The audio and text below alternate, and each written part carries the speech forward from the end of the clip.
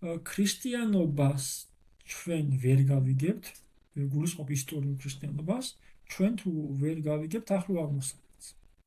ახლო აღმოსავლეთ ჩვენ ვერ გავიგებთ, თუ ვერ მიხვდებით სხვა ძალების ინტერესი რა არის. თუნდაც კარგი განზრახვით ჩართულობა მოიტანა ის, რომ ძალიან ბევრი რელიგიური ერთეული ან განადგურდა ამ ტერიტორიას, ან იძულებული გახდა, რომ წასულიყო ემიგრაციაში და დაეტოვებინა ის ტერიტორია, სადაც შეიძლება ცხოვრობდა 20 საუკუნე პირობითად. პრაქტიკულად კულტურა წაიშალა რა, გარდა ამისა, კულტურული ძეგლები განადგურდა და ასე შემდეგ, ანუ ძალიან ბევრი რამ ტრანსფორმირდა ისე, რომ შეუძლებელია აწის თავდაპირველ სახეს დაუბრუნდეს.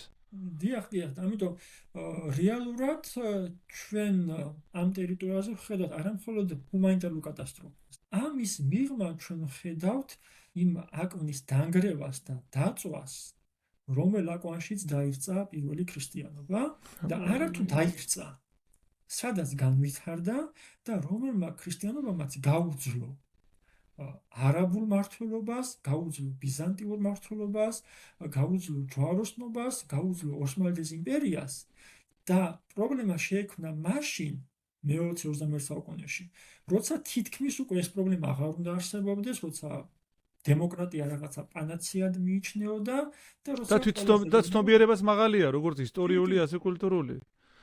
ერთი შეხედვით, თუმცა მეორე მხრივ საპირისპიროში და გიგვაქვს, ხო, რასაც გაუძლო იმ პირობებშიც კი ახლა შეუძლებელია უკვე ეს კულტურა რაღაცა ფორმით გადარჩეს.